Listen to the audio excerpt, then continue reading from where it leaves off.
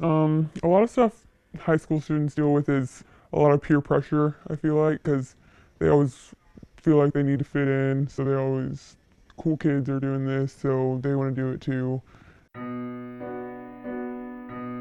Some of my temptations are drugs and alcohol. There's so much of it, everyone's doing it. You could ask anyone, they'll have it for you. There's so many dealers around in our school. There's parties every night. In school, it's easier to get weed than it is to go get alcohol. Like, if you wanted to get drugs, you could just walk up and ask a few people. They'd get you the hookup.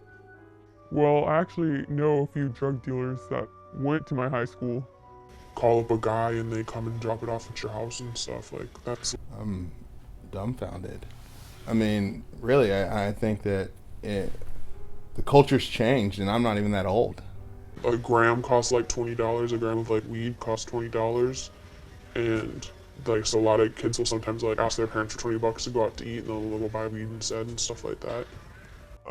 Yeah, I've had like a couple friends move from weed to cocaine, and they're like, yeah, I tried that, maybe even crack, just because they think it's not like bad because they've already done something before that. It's really not. People know the gas stations that sell alcohol, and it's really just that easy. They'll sell it to you. I know that there's one alcohol place where the lady just gives it to kids. It's called Kim's. Every party that I've been to or know of, kids don't go behind their parents' back these days. They do it with their parents. Their parents do it for them. That's how they get the alcohol. That a lot of parents, like, they don't, I don't know, they let other kids come and drink at their house or smoke at their house or whatever. They let them do drugs at their house? Yeah.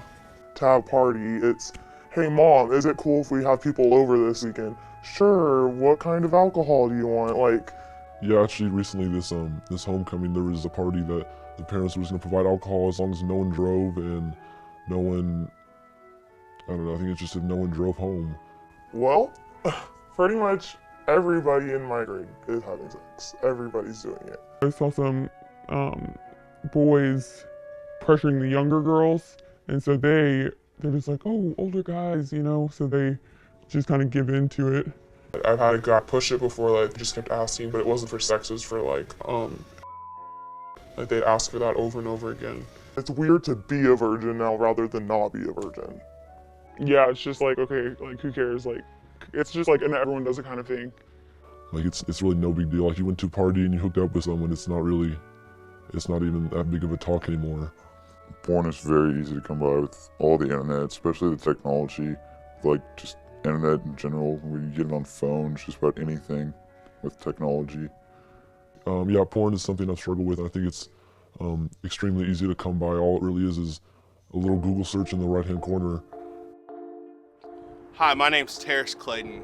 I've had the opportunity to work with students for about the last 5 years here at River Point.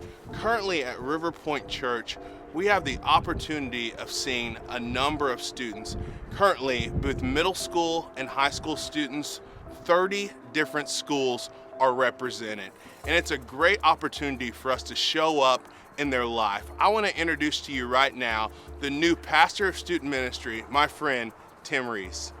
With that much exposure to kids in this community, we have a real opportunity. You know, kids these days are facing so much more than we ever did when we were in middle school or high school. And saying that is hard to believe because I'm young.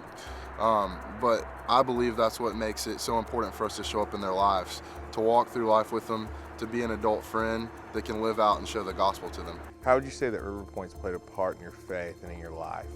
It's actually built my faith for Christ like a lot.